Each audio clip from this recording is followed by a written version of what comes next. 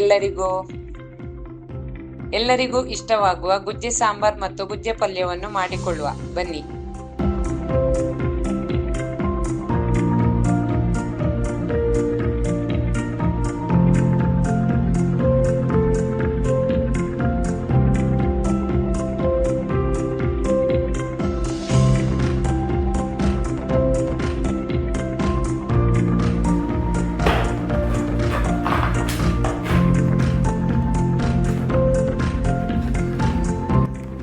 ಎಳತ್ತು ಗುಜ್ಜೆಯನ್ನು ಸಿಪ್ಪೆ ತೆಗೆದು ಸಣ್ಣಕ್ಕೆ ಕಟ್ ಮಾಡಿಕೊಳ್ಳಿ.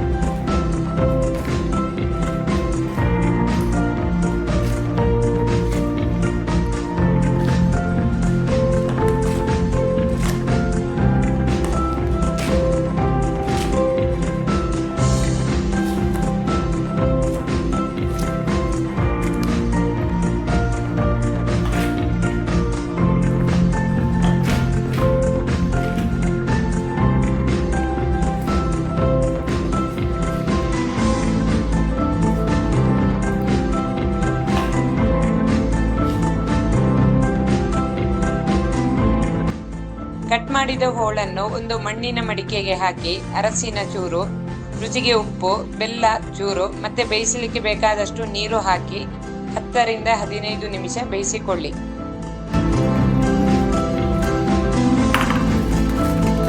ಇದಕ್ಕೆ ಬೇಕಾಗುವ ಮಸಾಲೆಯನ್ನು ಮಾಡಿಕೊಳ್ಳುವ.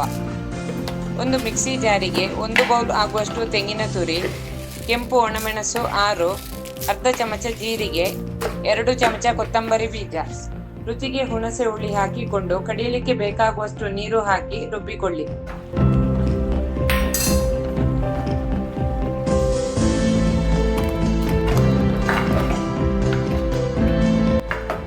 ರುಬ್ಬಿದ ಮಿಶ್ರಣವನ್ನು ಬೇಯಿಸಿದ ಗುಜ್ಜೆಗೆ ಹಾಕಿ ಕುದಿಸಿಕೊಳ್ಳಿ.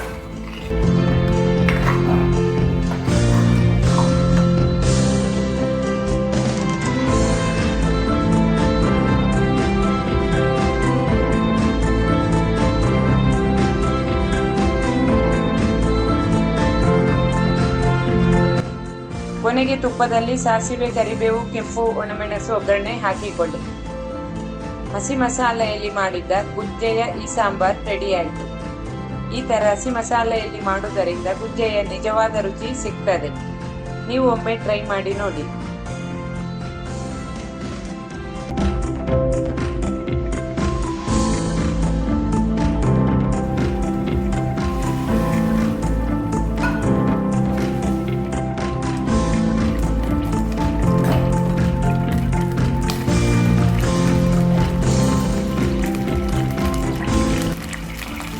ಗುಜ್ಜೆ ಪಲ್ಯ ಮಾಡುವ.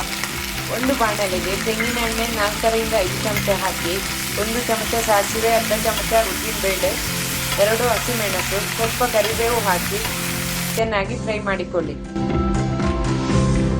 ಆಮೇಲೆ ಕಟ್ ಮಾಡಿದ ಗುಜ್ಜೆಯನ್ನು ಹಾಕಿ ಸ್ವಲ್ಪ ಅರಸಿನ, ರುಚಿಗೆ ಉಪ್ಪು, 1 ಗ್ಲಾಸ್ ನೀರು ಹಾಕಿ ಬೇಯಿಸಿಕೊಳ್ಳಿ.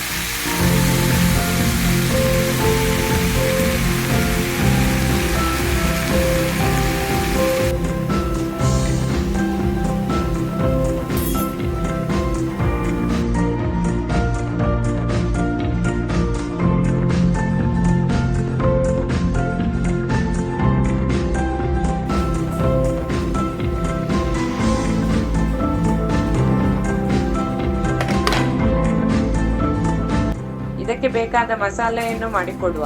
ಮಿಕ್ಸಿ ಜಾರಿಗೆ 4 ಬ್ಯಾಡಗಿ ಮೆಣಸು, ಜೀರಿಗೆ 1 ಚಮಚ, ತೆಂಗಿನ ತುರಿ 1 ಬೌಲ್ ಹಾಕಿಕೊಂಡು ನೀರು ಹಾಕದೆ ಹಾಗೆ ತರಿತರಿಯಾಗಿ ರುಬ್ಬಿಕೊಳ್ಳಿ. ಬೇಯಿಸಿದ ಗುಜ್ಜೆಗೆ ರುಬ್ಬಿದ ಮಿಶ್ರಣವನ್ನು ಹಾಕಿ ಚೆನ್ನಾಗಿ ಮಗುಚಿಕೊಳ್ಳಿ.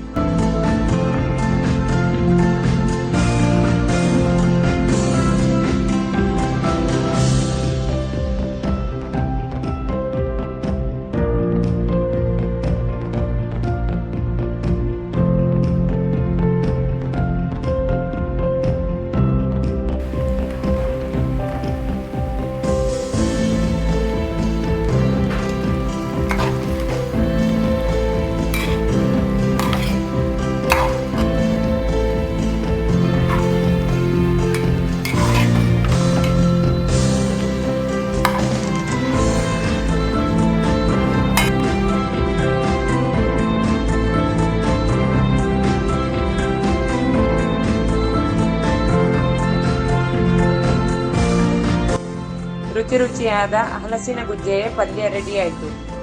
ಇದನ್ನು ತಿನ್ನುವಾಗ ಇನ್ನೂ 2 ಚಮಚ ತೆಂಗಿನೆಣ್ಣೆ ಹಾಕಿ ತಿಂದರೆ ಇನ್ನೂ ರುಚಿ ಜಾಸ್ತಿ ಆಗುತ್ತದೆ. ನೀವು ಒಮ್ಮೆ ಟ್ರೈ ಮಾಡಿ ನೋಡಿ.